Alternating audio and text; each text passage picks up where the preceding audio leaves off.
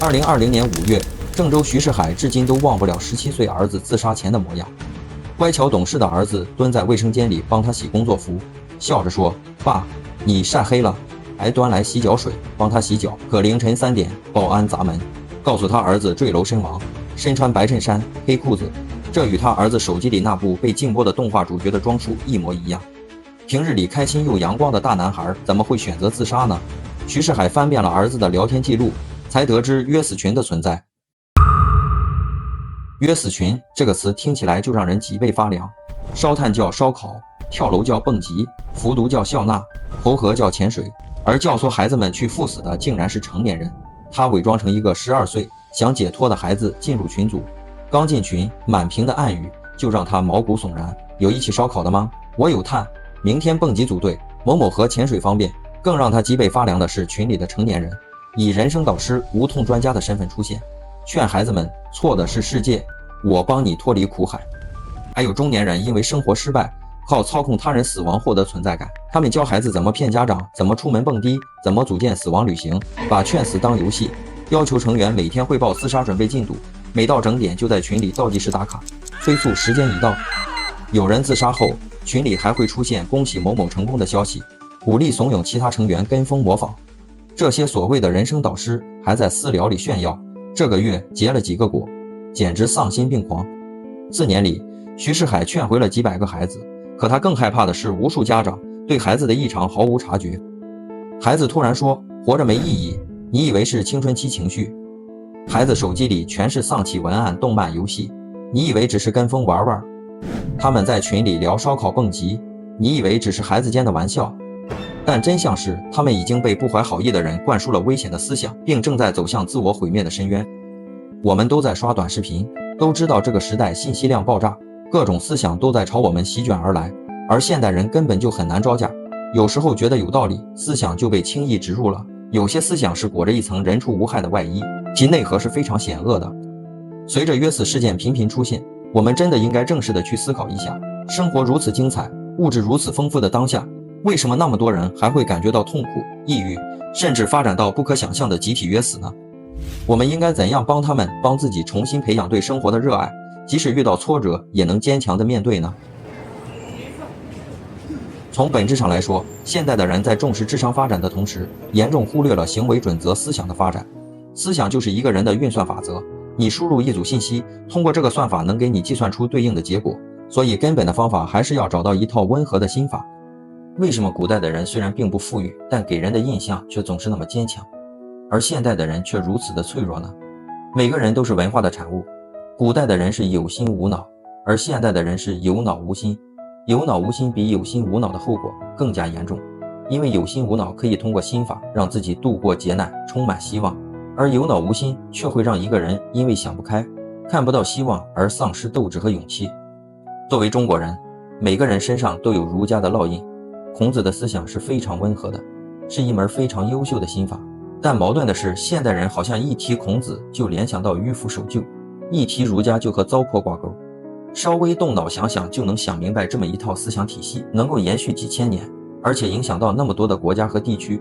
孔子的思想肯定不会是那种落后的理论，要不然人类的眼光也太浅薄了吧。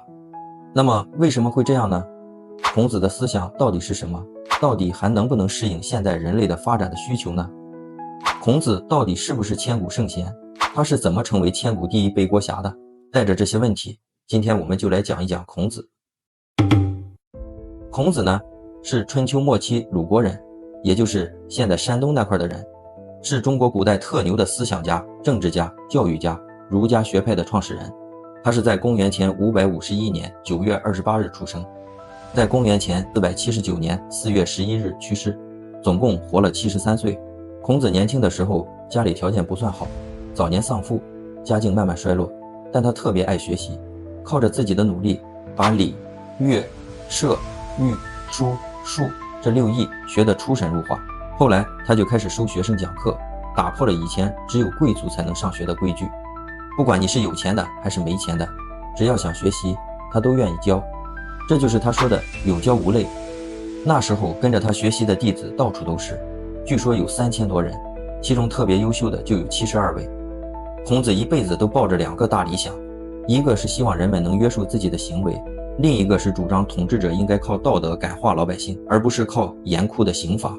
为了实现这两个理想，他带着弟子们周游列国，去游说各个诸侯。但那时候正赶上春秋战国，战乱不断，各国诸侯都忙着打仗争霸，他这套温和的理念根本不符合当时的需求，所以到处碰壁。到了晚年，孔子就回到了鲁国，不再执着于游说诸侯，转而专心整理古代的典籍。他修订了诗、书、礼、乐、易、春秋这6部经典，这些书后来就成了儒家学派的核心著作，也为咱们中国传统文化的传承打下了坚实的基础。他的弟子们还把他平时说的话、做的事整理成书，就是咱们现在看到的《论语》。这本书也成了研究孔子思想的重要资料。好，接下来咱们就聊聊孔子的核心思想到底讲了些啥。他的思想最核心的就是仁，简单说就是仁者爱人。那么关于仁，随着儒家的理论发展，让普通人觉得很难理解。其实按照孔子的奠基阐释，就是2句话。第一句是己所不欲，勿施于人，这是人的底线准则，即自己不希望承受的待遇不应强加给他人。它体现了人与人之间的平等尊重，是处理人际关系的基本伦理边界，也就是孔子所说的恕道。第2句话是己欲立而立人，己欲达而达人，这是人的更高追求。就是说，如果自己希望立身成事，也要帮助他人立身成事；如果自己希望实现理想，也要助力他人实现理想。它体现了主动关怀、互助共赢的道德自觉，是孔子所说的中道，彰显了积极入世的精神。上面2句话合起来就是圣贤所说的中恕之道。但这里要注意，由于古今汉语的区别，孔子所说的忠并不单单指下级对上级、晚辈对长辈、夫妻之间的那种服从。他的奠基解释里的忠是指面对任何人时都要心里装着对方这个人和对方的利益，这比现在的忠的格局宏大得多。而对于恕呢，他的奠基解释就是推己及人，己所不欲，勿施于人，这么简单和精炼。人还是过于抽象，所以孔子还说诚是践行人的核心前提。孔子所说的诚也很简单，就是不自欺，不欺人。我们都知道，人要是欺骗别人，必先自欺。一个人暂时的欺骗了别人，但是自己心里是很清楚的，这就会导致自己内心的不适，早晚露出马脚，导致失败的后果。所以孔子的理论强调，诚是一切心法的前提基础，如果不诚，是长久不了的。那么孔子的忠恕之道会不会导致盲目的忠与恕呢？纵观古今，愚忠和没有底线的宽恕的例子比比皆是，这不说明孔子的忠恕之道有问题吗？其实不是，孔子的学说是一套非常严密的思想体系，一套好的思想绝对是一个闭环系统。愚忠和无底线的宽恕其实是违背孔子的主张。为什么这么说呢？因为孔子的学说认为诚是人的前提，而诚也有前提，那就是善。孔子对善的定义也很简单，那就是没有私心就是善。这和现代的善的定义还是有区别的，也就是说，如果掺杂了私心，就不能称之为善，根据程度可能称之为伪善，甚至是恶。例如，如果一个人做慈善是为了扬名立传或者取得一些利益，那么按孔子的主张，这个人虽然做了慈善的行动，但也不能称得上是善。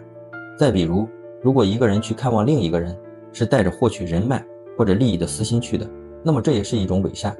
当然了，这听起来有点像钻牛角尖，但是从本质上来说确实是这样。在一些小事上不去过于计较善，无伤大雅，但是如果在大事上或者关系到整体的布局走向上，如果不去鉴别善与伪善，那就要出大问题了。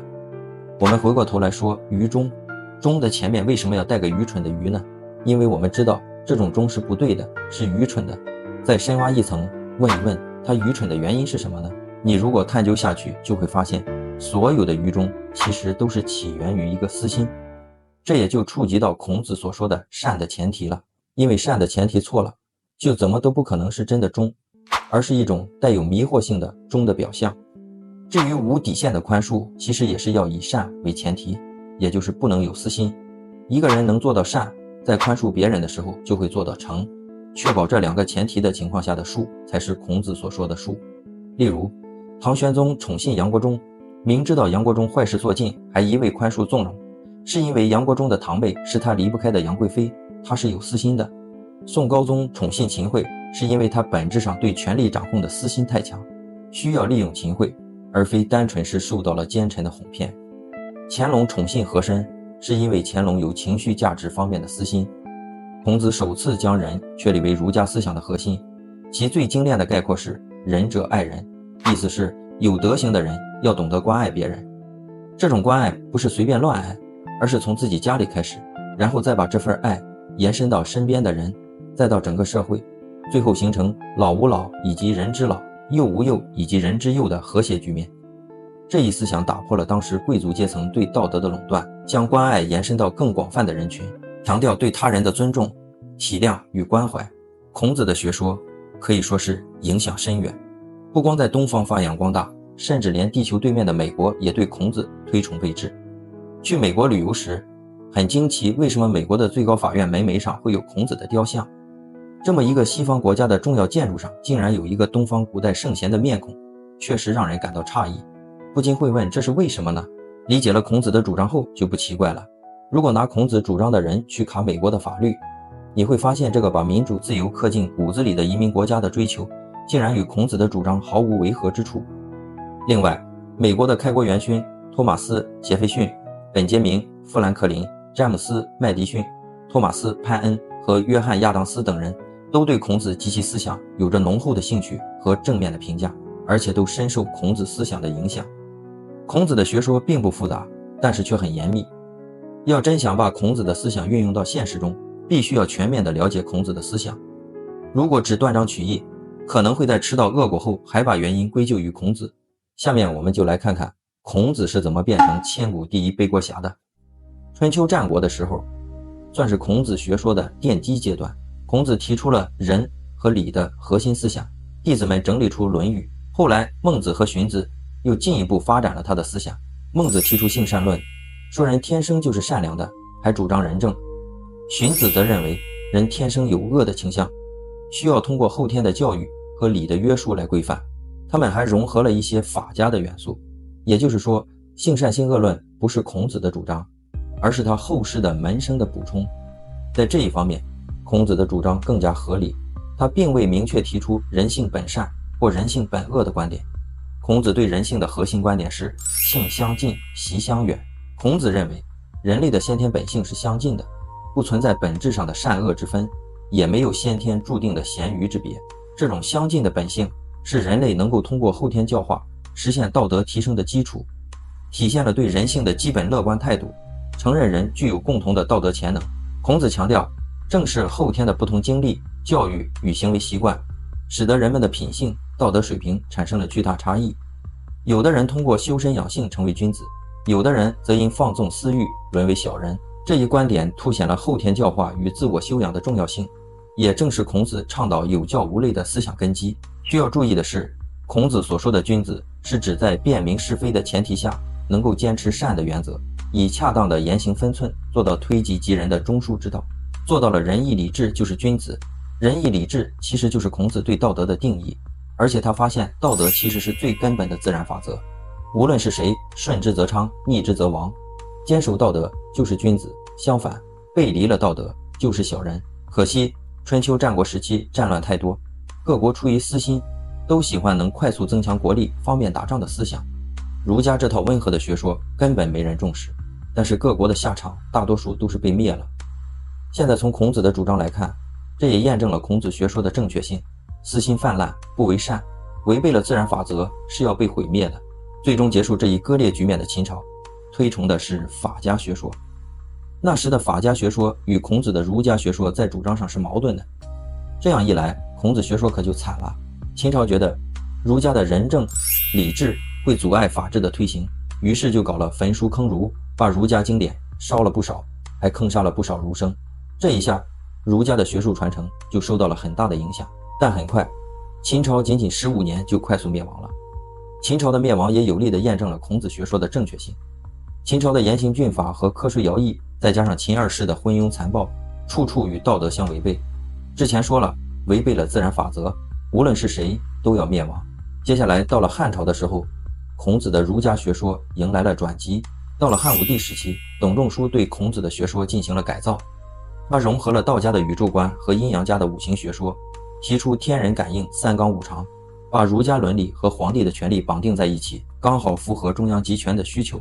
汉武帝一看这思想好用，就采纳了罢黜百家，独尊儒术的建议，还设立了太学，把儒家经典当成官方教材。儒家学说这才从民间学术变成了官方意识形态。不过话说回来，董仲舒的改造虽然让儒家地位提高了，但也让它变成了皇帝统治的工具。孔子的原始儒家重视民生的民本精神被大大的弱化了。从孔子的学说内容来看，汉朝是一个巨大的转折点。从这个时候起，开始出现歪曲孔子本意的苗头。可以说，以后的儒学虽然得到了大发展，但已经不是孔子的原汁原味了。后面到了魏晋南北朝的时候，社会特别乱，佛教和道教也发展起来了，儒家学者也吸收了佛教的思辨逻辑和道教的宇宙观。这样一来，虽然儒家学说好像越来越完备了，但是不得不提的是，儒家学说也变得越来越复杂了，孔子的本意也越来越被弱化，甚至出现误解的情况。到了隋唐时期，孔颖达等学者编撰了《五经正义》，对儒家核心经典做了统一的注释，终于解决了以前解读不一的问题，在一定程度上避免了对孔子误解的加深。而且科举制度确定把儒家经典当成考试内容，儒家思想也因此深入到社会各个阶层。宋元时期，儒家学说发展到了巅峰，但也慢慢开始僵化。程颢、程颐兄弟提出天理是宇宙的本源，把儒家伦理提升到了宇宙法则的高度。后来朱熹又整合了儒、释、道三家思想，构建了一套完整的实践体系。到了南宋和明代，陆九渊和王阳明又提出了心学。心学强调个体的主观能动性，简化了修养的路径。但到了明清，程朱理学变得越来越僵化，成了科举考试的唯一标准。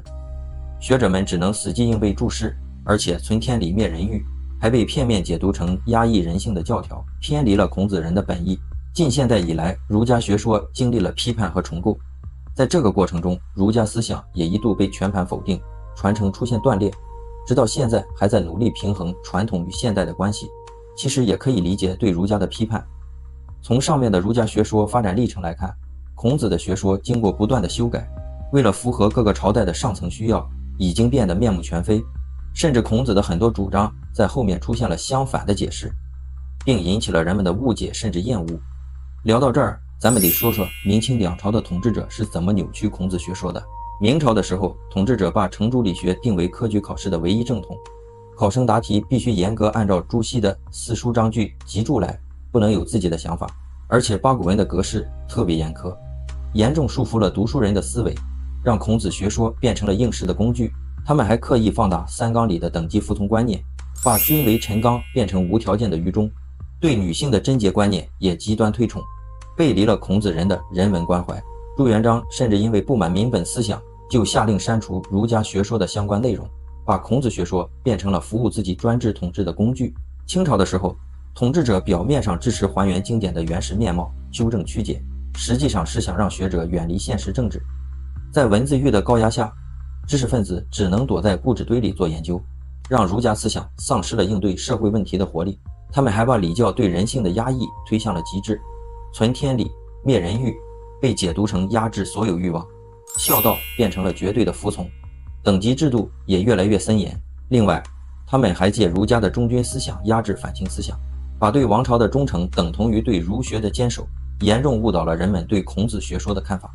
从明清开始，随着语义的演变，社会需求的扭曲，人们更多的是借用孔子的某句话，断章取义地为自己的观点服务。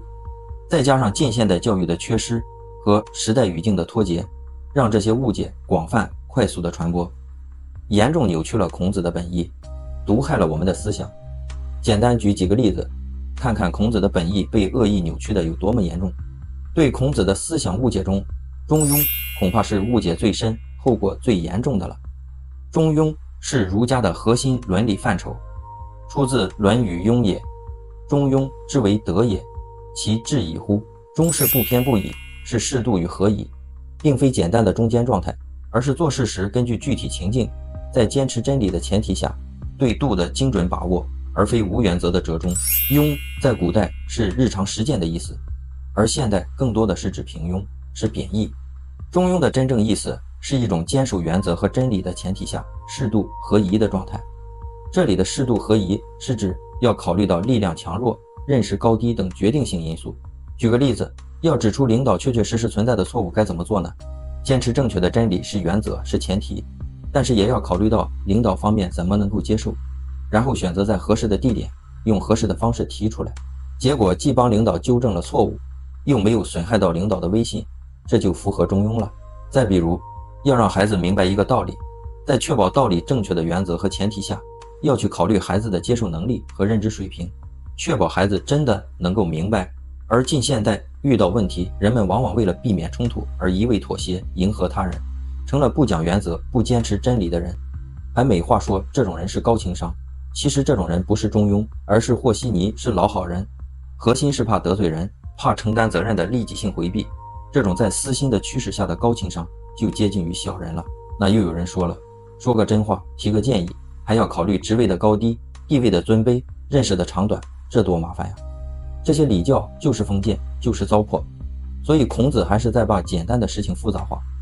其实这是冤枉了孔子，因为这些需要考虑的东西并不是孔子发明的，而是实实在在存在的人性和现实。孔子的中庸之道是在承认人性和现实无法回避的前提下，取得最好结果的一种方案和方法。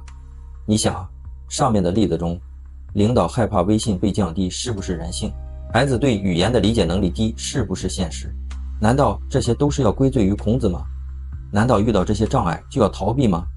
孔子的主张其实是最积极、最温和的。上面说了，孔子说的中庸并非是教导人们去做老好人，中庸就是无原则的折中，是一个很大的误解。下面我们再说几个。现代人对三思而后行这句话误解很深。孔子原话回应季文子三思而后行时说，再思可以。孔子认为，在兼顾利弊、符合道义的前提下，思考2次就足够了。过度思考会陷入犹豫寡断，反而错失时机。其核心是适度思考，而非无限纠结。父母在，不远游。现代人的理解是，只要父母在世，就绝对不能离开家乡远行，否则就是不孝。而孔子完整句子是，父母在，不远游，游必有方。游必有方是关键前提，只若因求学、任职等正当理由远行，需明确告知父母去向和归期，让父母安心就行了。再比如，民可使由之，不可使知之。字面来看是说，统治者可以让百姓服从命令，但不能让他们知道命令背后的原因，是典型的愚民思想。而孔子原话的断句应该是，民可使由之，不可使知之。意思是说，百姓能够胜任的事就让他们去做，不能胜任的就教导他们明白其中的道理。这种完全相反的曲解是后世为迎合专制需求刻意加工的愚民话术。类似的曲解还有很多很多，例如唯女子与小人为难养也，后世将女子泛化解读，造成了对孔子歧视女性的误解。学而优则仕，后世功利地将读书与做官直接绑定为唯一路径，此类误解不胜枚举。大家有空可以去读读原著，相信一定会帮我们改掉很多错误的观念。咱们再回到现代社会，很多人被功利主义困扰，把金钱、地位当成人生的唯一追求，一旦达不到目标就焦虑、痛苦，即使达到了也还会存在心理上的贫穷的感觉。其实孔子早就说过，君子爱财，取之有道。追求物质利益没问题，但钱财只是结果，要专注于当下的道。真正的快乐来自每天的充实。孔子揭示了一个真相，生存是根本的，欲望会让人痛苦，摆脱痛苦的方法是找到一个不带功利的追求，然后踏实的专注于当下的路，这才是本。而金钱地位是末，是耕耘的结果而已。如果只问耕耘不问收获，最后会获得很大的收获；如果只问收获不问耕耘，最后会颗粒无收。这也就从根本上解答了为什么越在乎钱的人却越得不到钱，而像马云、马斯克那样越不在乎钱的人却越有钱的原因。还有些年轻人面对压力选择躺平，陷入迷茫，这时候就能体现出儒家励志和自强思想的价值了。孔子说，不义而富且贵，于我如浮云。人生价值不只是物质层面，更要追求道德理想。孔子觉得确立正确的人生志向特别重要。他说，三军可夺帅也，匹夫不可夺志也。一个人的志向一旦定下来，不应该轻易改变，他所说的智，不是追求个人的功利，而是善，是一种没有私心的利他性质的事情。有了志向，人生就有了方向，面对困难和诱惑也能保持坚定。就像孔子一辈子立志推行仁政，虽然受挫，但始终没放弃。孔子的一生虽然没有刻意的去追求钱财和名利，但是可以说是孔子福音了他的学生和子孙后代。孔子拿到的结果已经大到无法用金钱和地位去衡量了。另外，现在不少人有知识却做不成事业，本质就是缺少儒家说的知行合一、精神和良好的品德修养。知行合一这个概念虽然是王阳明明确提出来的，但思想根源在孔子那里。孔子强调学而时习之，觉得知识只有用到实践中才有价值，而且修身是成就事业的基础。王阳明进一步说，知是行之始，行是知之成，认为知和行是分不开的。真正的知必须通过行来体现，而行也能深化对知的理解。每个人的一生都会有巅峰有低谷，而那些能够长期在巅峰上的人都有一个共同点，那就是道德高尚。有的人可能不认可，说现在很多有钱人看起来道德非常败坏。是的，那是因为还没到时候。如果道德一直败坏下去，结局必定是自取毁灭。无数案例证明了这个结论，而且一个人的财富和地位永远是跟着一个人的道德在变化的。这是一个非常有意思的现象。现代人经常说一句话，听过很多道理，依然过不好这一生。为什么会这样？一种可能是你听的道理可能本来就是错的，更大的一种可能是你对道理的理解是错的。所以说，想过好这一生，就去学道理，这个方法是对的。但是那么多道理，那么多思想学说，选对是前提，理解对是关键。孔子的思想学说没有迷信，没有神神叨叨，它是一门启迪人心灵智慧的思想。现代的人头脑很发达，知识很全面，但是你有没有发现，智商很高的人却也很难干成事儿？从脑的角度来说，现代人太强了，但从心的角度来说，现代人太弱了。什么是心？是你的道德，是你的智慧，是你的格局，是你的见识，是你的底层逻辑和算法。读完孔子，结合现实，你就会发现一个比喻，很俗但很形象。德就像是锅，财就像是碗，而名利就像是饭。没有锅，饭就没有着落，即使有了饭，最终吃的也是些生饭，是会把人吃坏的，早晚是要吐出来的。没有碗，你就没法安心的把饭端到嘴边，吃到肚里。只有锅和碗都好，你才能吃得饱，吃得好。德和财，心和脑，其实就是一个装下名利的容器。所以，当一个人不顺的时候，不要怨天尤人，要从德和财两方面去认真检查自己。而孔子留给我们的学说，就是我们检查自己时的地图和参考。最后，咱们再回到开头说的约瑟群事件，那些脆弱的孩子被别有用心的人诱导，一步步走向危险的边缘。原因其实是他们思想上的空白和缺失，加上功利主义而造成的焦虑和失望，所以才轻易的让那些奇奇怪怪的思想乘虚而入。要解决这个问题，一定要让孩子尽早找到一套好的思想。而孔子思想里那些温和积极的内容，比如对他人的关爱，面对挫折的坚韧，对生活的热爱等，正是对抗那些消极思想的重要精神资源。孩子的快乐是最该守护的，别等悲剧发生了才后悔。也希望每个孩子每个人都能像野草一样坚强地活着。孔子的思想流传了2000多年，虽然经历了不少扭曲和误解，但其中的精华依然值得我们学习和践行。